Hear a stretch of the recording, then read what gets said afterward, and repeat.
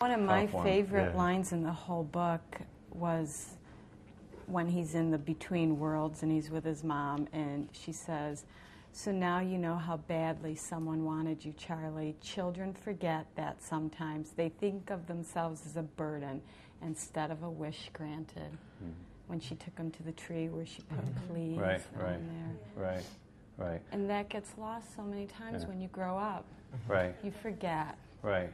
That you were a wish, that your parents really do want you. That's right. In most cases, you know, you were an idea and a wish, and in many cases the happiest thing that ever happened to them, and yet people get so depressed and they feel so bad about themselves, and he's suicidal.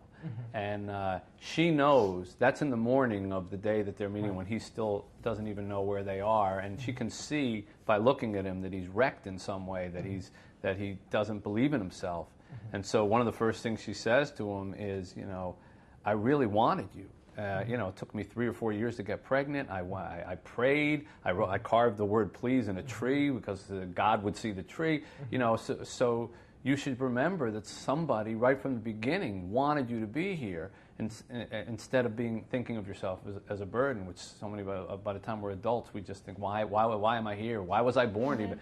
But you were born because somebody wanted you, and chances are you probably made somebody very happy when you were born. And if you could always kind of remember that and get back to it, we might not allow ourselves to get as depressed and as ruined and brokenhearted as we get in life, you know. And even parents and children in their relationships, parents need to remember how much they wanted their children too.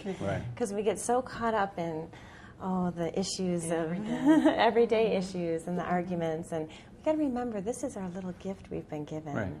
And we got to appreciate that every day. And we were talking about that before, like the way you are with your preschool students, saying, you're so grown up and you can do this. And it's just that affirmation that I think you're saying. It's like to be affirmed and know that you're valued and loved becomes that corner, you know, becomes that kernel.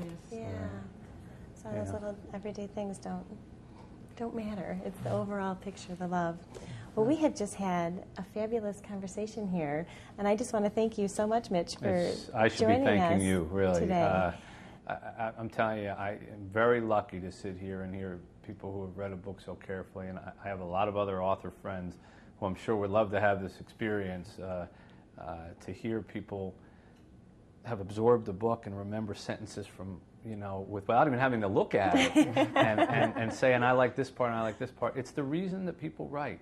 It's honestly, it's the reason that writers write.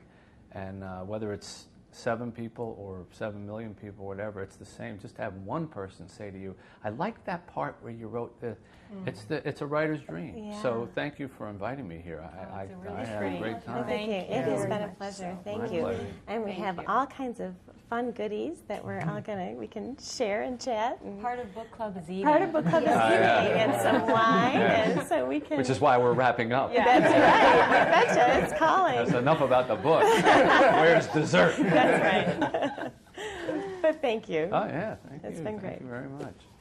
Okay. So let's go to the kitchen. We're up. Subtly is that he could have had this day any day.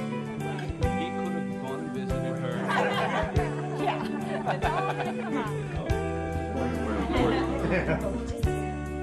Reading this book, you know, when I stopped reading it, Before you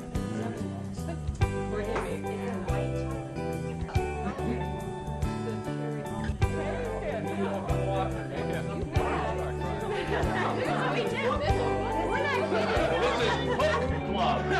Not book club, it's cook club.